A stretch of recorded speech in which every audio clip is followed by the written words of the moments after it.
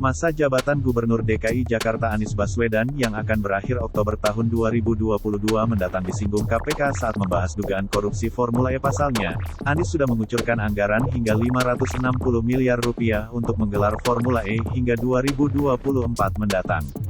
Padahal masa jabatannya bakal berakhir pada tanggal 16 Oktober tahun 2022 mendatang.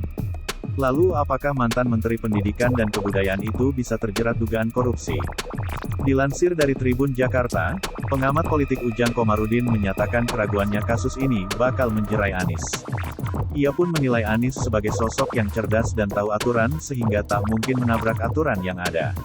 Pengamat dari Universitas Al-Azhar itu pun meminta KPK profesional dalam mengusut dugaan korupsi Formula E. Ujang minta KPK serius menangani kasus ini dan tak mencampur adukan dengan urusan politik.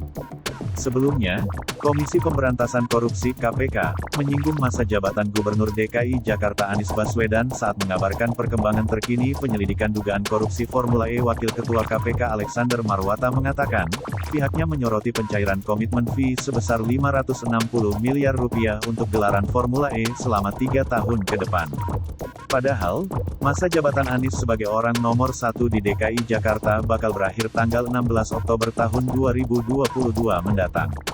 Oleh karena itu, Anies berpotensi melanggar aturan lantaran menekan kontrak penyelenggaraan balap mobil bertenaga listrik melebihi masa jabatannya. Persoalan ini pun masih terus diselidiki KPK dengan melibatkan para ahli untuk mengetahui apakah ada kerugian negara yang disebabkan oleh kesepakatan itu. Tak hanya itu, KPK saat ini juga tengah menyelidiki perihal studi kelayakan, khususnya dari sisi bisnis dari gelaran Formula E. Pasalnya, ada ketentuan dari Kementerian Dalam Negeri Kemendagri, yang melarang pemerintah daerah mengucurkan dana untuk kegiatan yang tujuannya bisnis.